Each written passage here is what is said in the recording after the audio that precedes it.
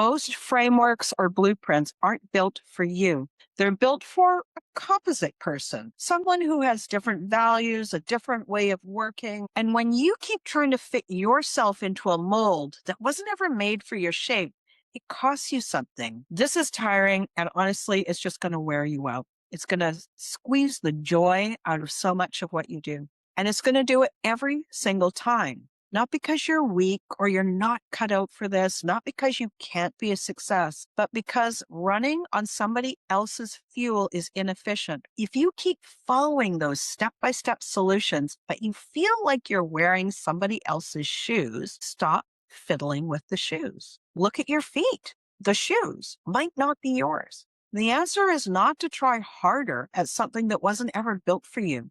The answer is to build something that fits. Hey, friend, and welcome to this episode. I'm so glad you're here. I'm Candy Motzek, your host of She Coaches Coaches. Now, let me ask you something. Have you ever followed a framework, a program, a step-by-step system, a roadmap, and you've done everything correctly? You've done it step by step, and still it felt like something was off. It's not that you failed, not that you did it wrong. It just felt like you were wearing somebody else's shoes, and they weren't very comfortable to walk around in. It just wasn't right. And after a while, they just started to make blisters, right? Well, if this sounds familiar, then this episode is for you. Because most frameworks or blueprints aren't built for you. They're built for a composite person, someone who has different values, a different way of working, a different perception, a different life. And when you keep trying to fit yourself into a mold that wasn't ever made for your shape, it costs you something, even when it technically is supposed to work. I'm going to tell you about something that I did that I didn't work. I built an online course. It was a bunch of years ago. And it was a big, complicated launch, the email sequence, the nurturing sequence, the whole system, working out the webinar, creating the course. And man, I tell you, I followed that blueprint correctly. I did what I was supposed to do. 3 people signed up.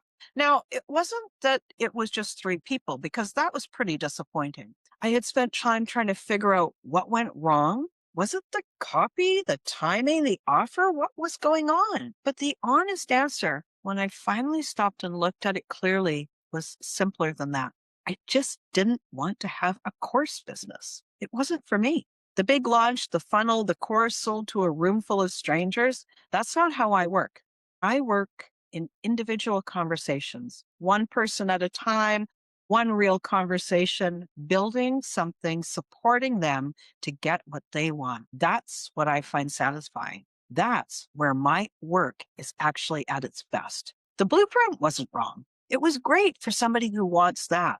It works for plenty of people, but it was built for somebody else. And I spent a lot of time and energy trying to be that person. I got those 3 signups and a very clear confirmation that this wasn't for me. I'd been trying to stuff a round peg in a square hole. Now, another example for you. I worked with this wonderful coach. This is a wonderful, amazing woman. She does great work, and she is so deeply loving and committed to her clients. And she had been doing everything that she'd been told to do. Guesting on podcasts, having wonderful conversations, being generous and warm, and super genuinely helpful to other people's audience. But she wasn't signing any clients doing that. Then when we looked at it together, something started to show up. In those guest interviews, I was in the other person's world, in the host's world, following their lead, serving their listeners, being a good guest. And she was really good at it. But her real work, her real gift was the loving, deep work that she does. And it wasn't coming through in those conversations because she was playing by somebody else's rules on someone else's stage. She was visiting other people's worlds. She wasn't bringing anyone into hers. And her world is where her magic is. Her world is the whole point. That's the blueprint problem made visible. Not that she was doing something wrong. She was doing something that fit a version of a business that had a different model, just not her version, not her way. So here's what nobody tells you about following the wrong blueprint. It's tiring. It feels like a grind. often it feels harder than it should be. And it's from the performance aspect. It's from always showing up, trying to be the kind of person that this particular system was built for while doing the work. It's that being a round peg in a square hole. It can fit when you force it and press it, but it's not originally designed for it. You are doing two jobs at once in that situation: the business and the constant low level effort of being someone you are not while you're building it. Did you hear that? You're doing the work, and then you're also not being yourself while you do the work in the wrong framework for you. This is tiring, and honestly, it's just going to wear you out. It's going to squeeze the joy out of so much of what you do. And it's going to do it every single time. Not because you're weak or you're not cut out for this, not because you can't be a success, but because running on somebody else's fuel is inefficient. If you're a vehicle and you need premium grade fuel and you've been trying to run it on diesel, it's just not going to work. What I call the non-negotiables are the things that you can't negotiate away. Your values, your way of working the things, your way that is true about you and how you build.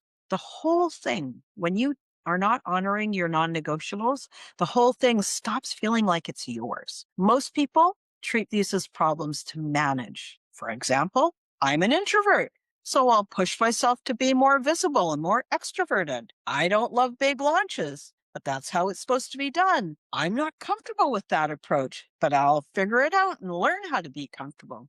You see that? That's not strategy. That's asking yourself to break a promise to yourself every single day. Non-negotiables are not weaknesses to work around. They are the specs, the specifications that your business needs to be built on because they are you. Honoring them isn't a compromise. It's keeping your word to yourself. It's about integrity at its most literal form. And when you build from that place, you don't have to perform. You just do it. Everything is easier because you're in alignment. So let me tell you what my way actually looks like. I love projects. I always have. I'm a project-based kind of person. Projects have a beginning, a middle, and an end, and they go somewhere. They accomplish something. So when I really wanted to understand why coaches were struggling, I didn't want to guess at it. I wanted to really understand without leaning into my assumptions. What did I do? I ran a survey, the Coaching Business Growth Survey.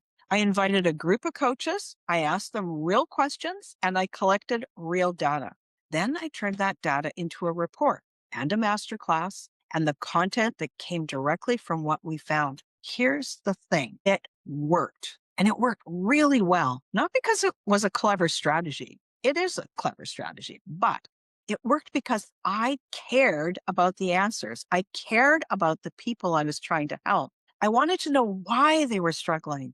I wanted to understand what was really getting in the way. The survey was not a marketing tactic. It was really me being curious about something that really mattered to me.